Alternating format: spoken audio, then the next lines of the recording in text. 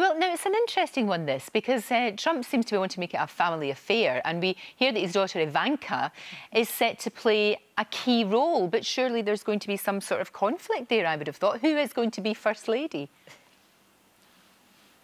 Well, Melania Trump's going to stay in New York State for about the next 6 months while their son, Barron, is in school. And then she's going to be coming here to Washington, D.C. In the meantime, Ivanka Trump will take over most of those duties as First Lady. Often has happened if there's been like a widow were in the White House, and then the daughter will help take on some of the social obligations, the different roles. But I think once Melania does arrive in Washington in about 6 months' time, she'll be going right into that role, whether that be first hostess, the mother-in-chief like Michelle Obama was, and as well really picking up and clearing a platform forward.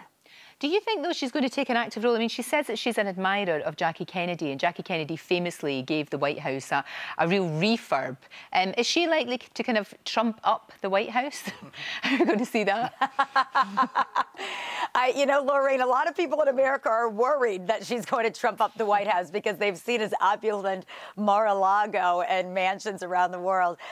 What's really interesting about the White House and its refurbishment, same thing as Jackie Kennedy when she was First Lady. The White House Historical Society and the endowment has about 6 people in charge of rendering when and what rooms at the White House are ready to be refurbished. So it's not really for the First Lady to choose, but the First Lady would sit on that committee as they look at fabrics, as they look at things that need to be redone. Jackie Kennedy redid the Blue Room, and then Hillary Clinton redid the Blue Room.